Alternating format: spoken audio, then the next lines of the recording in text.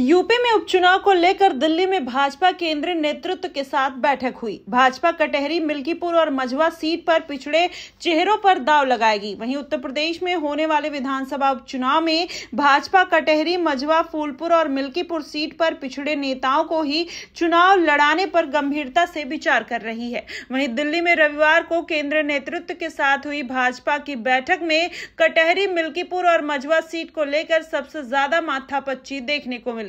वहीं सूत्रों का कहना है कि सुरक्षित सीट होने के वजह से मिल्कीपुर में कोई दलित चेहरा तो उतरेगा ही, साथ ही कटहरी और मझवा सीट पर भी पिछड़े चेहरे को ही उतारा जाएगा। दरअसल मिल्कीपुर और कटहरी सीट जीतना भाजपा के लिए सबसे अधिक प्रतिष्ठा का सवाल है और मुख्यमंत्री योगी ने खुद इन दो सीटों की जिम्मेदारी अपने कंधे पर ले रखी है।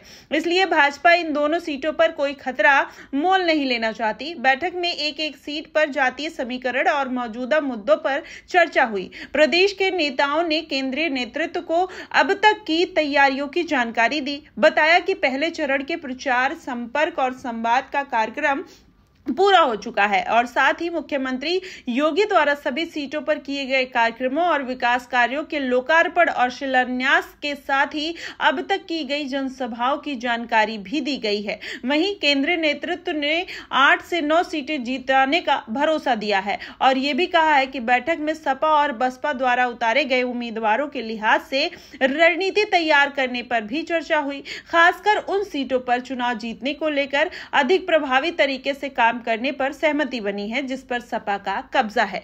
आपको बता दें, बैठक में 9 सीटों पर चुनाव लड़ने पर सहमति बनने के बाद कटहरी और मझवा सीट पर दावेदारी करने वाले संजय निषाद को मनाने की जिम्मेदारी प्रदेश अध्यक्ष भूपेंद्र चौधरी और 2 डिप्टी सीएम केशव प्रसाद मौर्य और ब्रजेश पाठक को सौंपी गई है। वहीं केंद्रीय गृह मंत्री अमित शाह ने 3 नेताओं से संजय निषाद को समझाने के लिए कहा। दरअसल इन सीटों पर निषाद पार्टी के अध्यक्ष संजय निषाद ने दावा कर रखा है। सूत्रों का कहना है कि भाजपा निषाद को सिर्फ एक सीट देने पर विचार कर रही है, वहीं पर प्रत्याशी भाजपा के ही सिंबल पर चुनाव लड़ेगा। हालांकि निषाद इस फॉर्मूले पर सहमत नहीं है। वहीं संजय निषाद का कहना है कि गठबंधन धर्म का पालन होना चाहिए। उन्होंने कहा कि 2022 के चुनाव में कटहरी और मझवा सीट निषाद पार्टी को दी गई थी, तो इस बार क्यों नहीं दी जा रही है, जबकि 2022 में मीरापुर सीट जीतने की वजह से यह सीट फिर से रालोद को जा रही है, तो उन्हें भी 2 सीटें मिलनी चाहिए। उन्होंने कहा